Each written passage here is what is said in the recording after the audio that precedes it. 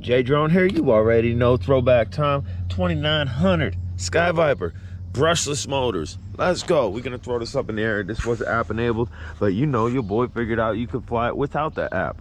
We're gonna let it sit a couple of seconds while I jabber y'all really quickly. Toys R Us, you were able to do a price match guarantee because these things were priced for about $130, $140 on Walmart. They had them for $2 and change. I did the price match in Toys R Us. I got the joint in Toys R Us, super low. They didn't want to give it to you, boy. This thing has an embodied camera, decent camera. It is GPS. We're gonna go ahead and press this button.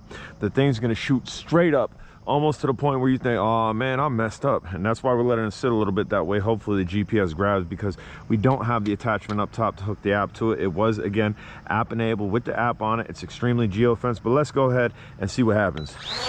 There it goes. There it goes. Say bye-bye. Say bye-bye. Nuh-uh. It'll come back down. I just moved it a little bit because we got the band there. Without the app on it, GPS seems like it's grabbing. Absolutely, that thing's sitting. It's fluctuating in altitude just a little bit. We have red lights in the rear and green in the front. That's the way your boy likes it for orientation. You got red in the rear, much like a vehicle, and then green means go. So what we're gonna do, we're gonna jack it straight up. Even all the way up there, we can see the lights. Orientation is good. And again, the thing moves around a little bit. This thing originally was a $250 brushless drone that you could get at Walmart, Sky Viper V2900. I honestly think what I paid for it in Toys R Us, that $150 and change, that was fair retail for the joint. Because this ain't no DJI. It does have an embodied camera, but it's not like the Bebops. Although I absolutely love an embodied camera. I've said that on last videos that I've done with this. I think the last time this thing flew was 2 years ago. Another clutch thing with this drone is it has an XT30 connection on the battery. What else has an XT30 connection on the battery? Bugs 3. This battery will give you the dopest flight time on a Bugs 3. The dopest flight time. Little look in the eye, little look in the eye. Boom, boom, boom, boom, boom. Little look underneath, little look underneath. And again, brushless. Thing's moving around a little bit.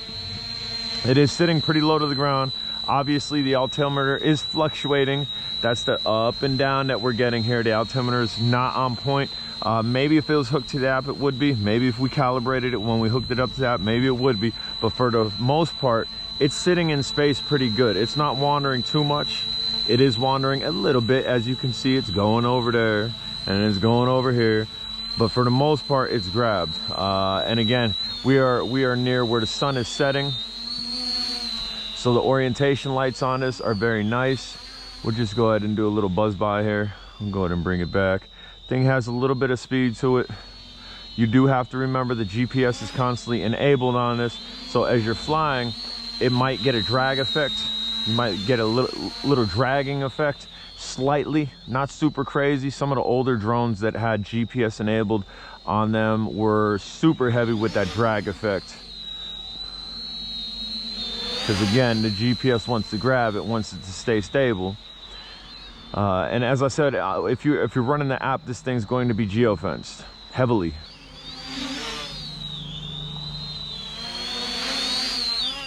Sounds cool. Again, small brushless motors, nothing super crazy.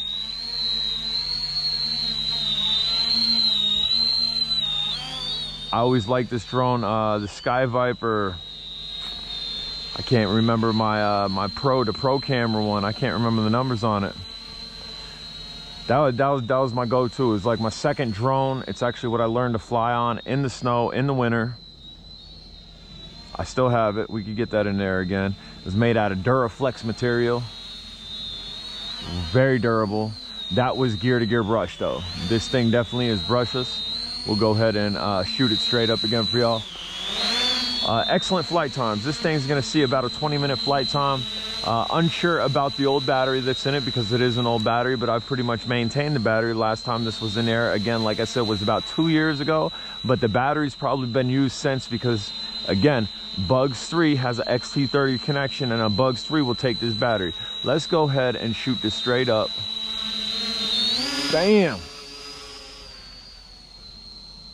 It'll go up there. Yes, it will. And even all the way up there, the red is clear, the green is clear.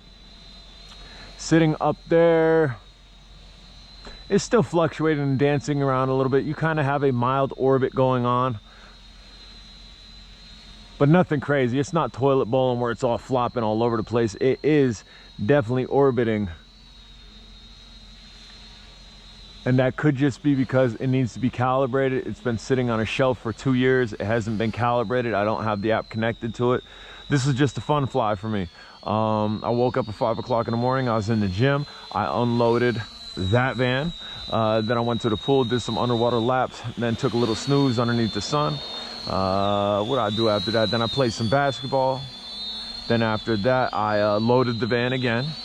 Then I got back to my house and I'm like, I gotta do something for y'all. I gotta put something on YouTube. We gotta do something today. It's been a day or two. I've been trying to stay with it, especially with the retro vibe. Although we did fly the Potensic Atom in the city. Gave you a little look at how that thing works in the city. It works well.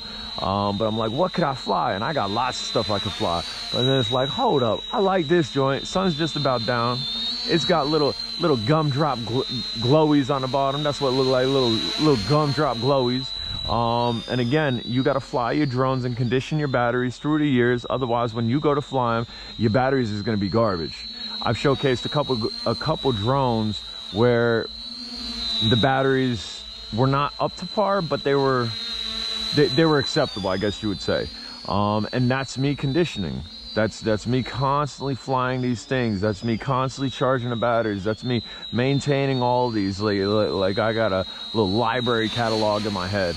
And again, this thing is going to get a forever flight time. We are not going to give you a forever flight time. I think I've showcased this enough for you guys. If you have this drone, put it down below. Let me know you still got it. When was the last time you flown it? When was the last time you flown it?